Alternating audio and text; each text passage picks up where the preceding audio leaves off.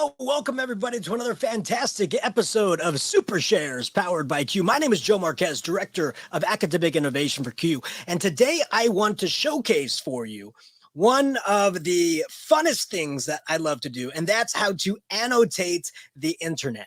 Now, that doesn't sound like a really fun thing, but I think reading for understanding and annotating are some of the most important skills our students can read in any context, right? In any grade level, being able to dissect text and understand text and being able to pull information out of paragraphs and being able to underline and circle and highlight. Those are very, very important skills. And yes, we want them to be able to do it on physical pieces of paper, but why not allow them to do it anywhere on the internet as well? So that's what I want to show you today. Different ways that you can annotate the web. And I also want to show you ways to help remove distractions from some websites that may have like pop-ups or other articles with clickbait to click on. And we just want them to focus on the article we handed out.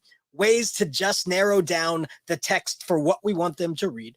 And then also to make the text more accessible to students also.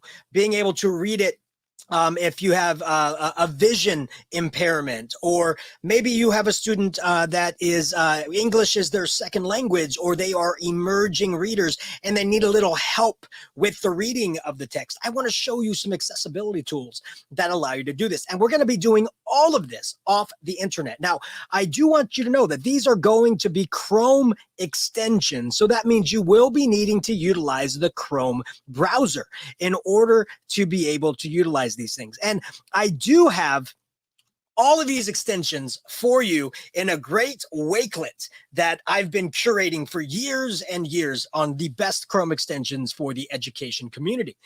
So if you go to this link down here that you see, bit.ly/goo extensions, you'll be taken to this wakelet that has over 40 Chrome extensions that you can take a look at. It explains what they are and how I would use them in the classroom. But we're going to be focusing on these top 5 to be able to annotate the internet. And I do also want to place this link in our chat, in our comments, so that we will be able to comment. So they will be there in the chat for you as well. So let's go ahead and get started.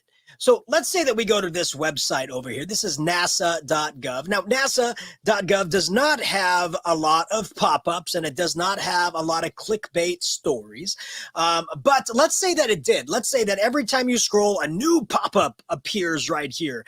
Or off to the right-hand side, you have all these different articles that they want you to click on. And you're like, oh, that is just too distracting for my students. Or your students even think that is too distracting for them. Well, one of my favorite extensions to use to eliminate these distractions is Mercury Reader. This one with this little rocket ship right here.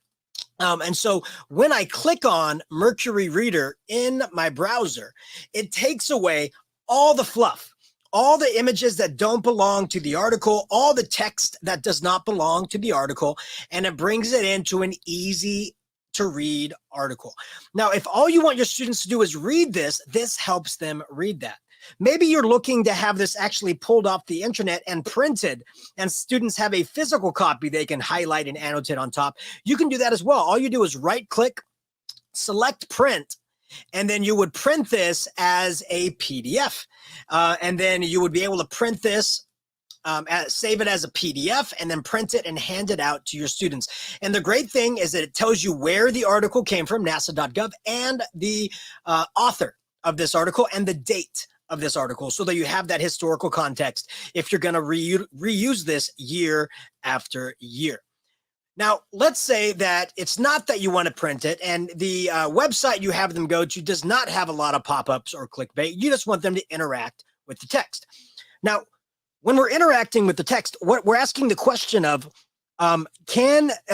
is the text accessible to the students? Is the text that they're reading, can they comprehend it? Are they having any issues with it? Again, we may have some emerging younger readers who are just learning how to read this text. We may have individuals with reading impairments where the text is too small and they need it larger.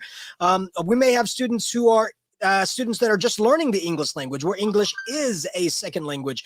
And so you want to be able to give them an accessibility tool that allows them to access the text to a greater degree.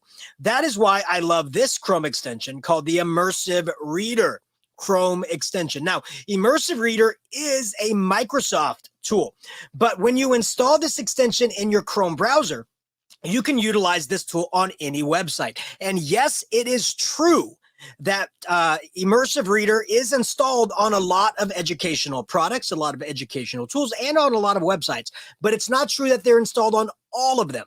This will allow you to access the text on any website. All you have to do is hover over, highlight the area of text that you want to investigate a little bit further. You right-click and select the option, Help Me Read This. It'll take that text and it will bring you into the Immersive Reader dashboard, and it makes it easier to read. It will even read it to you. If you select the button down here that says play, it will go through and read the article to you in full, which is pretty good. Again, if you have a student that is just learning how to read, they might have a better way of understanding it if it is read to them as well. You can even change the text preferences. You can change the size to make it easier to read. You can lower the spacing, increase the spacing. You can change the font to be able to read it in different ways. And then you can even change the contrast with students who may have a visual impairment or have color blindness. They can be able to change it to make it be able to be more accessible in their reading. I sound like a TV salesman, but wait, there's more. I can come over to my grammar options, and if you're teaching students the difference between nouns and verbs and adjectives, you can click on those and it will turn them into different colors. So if you were asking the students, okay, what are all the nouns in this paragraph? They would be able to identify the nouns by selecting the noun option. Again, this just allows them to learn on their own in these instances. You can even, if they're trying to read, you can actually select syllables, or my favorite comedian, Brian Regan, syllables. You can actually come in here and see where those syllables are separated. And then finally, reading preferences. You can actually identify the different lines in these reading preferences so that they're only reading, if too many lines just don't work for them, they can focus on single lines or double lines. I love this part, this picture dictionary. If you click on any word, it'll read the word to you. And then a lot of times it will have a picture that will help you identify the word so that they can better understand it if they're just learning that English language. And then finally, if we have students that are reading more fluently in a different language, let's say that we have Spanish speakers in our class, we can select Spanish Mexico. From Mexico, there's different vernaculars of Spanish, and then it will come in and they'll be able to read it in the language of preference, and then they can select play, and it will read them this article in their selected language. So a lot of cool things that can be done with this Immersive Reader extension. Pretty cool, and they can come up here and toggle between the original text and then their language of choice text to help them read better. So it's just a great tool to be able to have for your students. Now that, again, is the Immersive Reader Chrome extension. Now, let's get to the highlighting, right? The highlighting, the annotations, the digital inking. This is incredibly important for students to be able to do on the internet. This is where one of my absolute favorite extensions, WebPaint, comes into play. Now, WebPaint has revamped their entire platform. If you've used it before, in the past few months, they've revamped it. They've made it look much slicker. So I'm going to show you. I'm going to click on the WebPaint extension, and we now have this toolbar right up here at the top to allow me to annotate this article. So I can now come in here, and if you're an Avid school, you can come and number your paragraphs, right off to the side so you can identify which paragraphs you are talking about. You can change the size of your pen so that you can now come in here and underline. You can circle. You can leave question marks if you had a hard time reading that paragraph. You can do anything that you wanted to do that you would normally do on a traditional paper and pencil, but it's all done on the web. Now, here's the cool thing about it.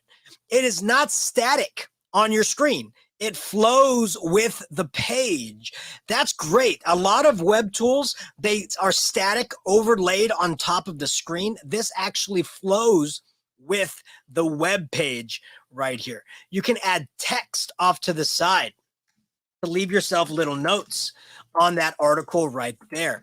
And when you're done, you can take a screenshot right here. You can crop it just like this. And then you can save it as a download. And then if your teacher, if you're asking as the teacher for them to give you an artifact of what they've been working on, they can then upload that to the LMS of your choice, Google Classroom. You can go to Canvas, go to Schoology, whatever your LMS is, you can have them turn this in as an artifact of their annotations. And here's another cool thing about this. You can turn it off, and then when you turn it back on again, all your annotations will be coming back. Now, another cool thing here after we're done with all of our annotations is this. I like my students to highlight. And so I've installed an extension called Super Simple Highlighter Tool. And what it does is something super simple. You highlight, you right click, and then you highlight. Now you are highlighting the internet all the way through. Highlight, yellow, right? All of these things are done just like this. Let's say we highlight green. Now, I don't know about you, but when I'm teaching my students about annotations and highlighting, we have a cadence in our highlights. So like yellow means that this is a very important sentence to the article. Green means this is something we've talked about in class, so we've made a content connection. Red means this is a sentence I'm not sure of. So we create highlight synchronuses for the articles. So that's very important. There should be a cadence that you have for your highlights so that your students can understand why they're highlighting in these different colors. And again, if I click on the highlight extension now, it will show me all the highlights that I've done. I can copy those highlights and paste them into a Word document or a Google document, and it keeps the color so you know why you highlighted it. Now, another thing I like my students to do is leave the reason they highlighted that color.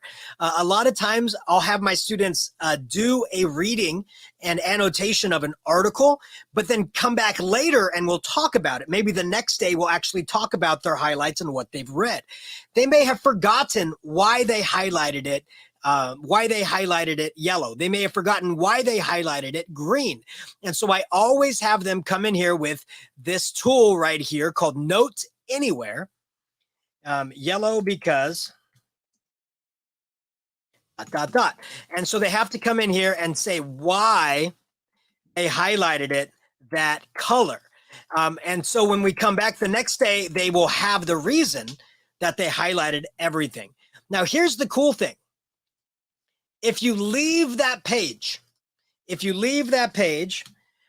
you come back to it tomorrow, you might think that all your highlights are gone and all of your sticky notes are gone as well. But that is absolutely not the case. Your sticky notes will always be there, and your highlights will always be there as well. That's the cool thing about this. All the things stay because it is linked to your Google account. And so even if your students go home, if they do this in the classroom, and then they go home and they want to continue to work on this, as long as they're logging in with the same account that they did the annotations at school, all of those things will come up on their home computer as well. That's pretty cool. Now, let's say they exit out of it. Let's say that they can't find where you pasted that. They don't know where the article is. All they would do is come up to their Note Anywhere extension, select Options, and go to Note Summaries. And it will show you everywhere that you left a sticky note on the internet. So it brings back all of your notes that you've ever done, all of your notes that you've ever done since you've been using Note Anywhere, which is pretty cool because, a lot of times kids might forget where they left their article. So they click on it and boom, they're right back. So it leaves these breadcrumbs for them to be able to go back to their article and find it and continue to work where they've left off. So in conclusion, these tools, these extensions are really great for interacting with text on the internet. Again, that is WebPaint, super simple highlighter tool, Note Anywhere, Immersive Reader, and Mercury Reader. Now, again, if you go to the Google extension or the link down at the bottom, bit.ly/goo extensions, you will be able to see all the other education extensions I recommend to you. Please don't install all of them.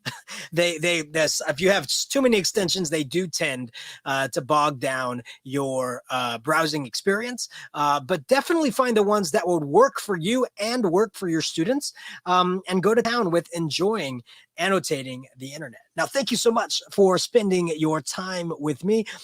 Again, if you have any questions at all, please never hesitate to reach out. You can send me an email at jmarquez@q.org, or you can find me on the Twitters at joemarquez70. Just shoot me a DM and we can chat it up. So again, thank you so much for spending your time with me. And I hope you're having yourself a wonderful week and a wonderful start to your year.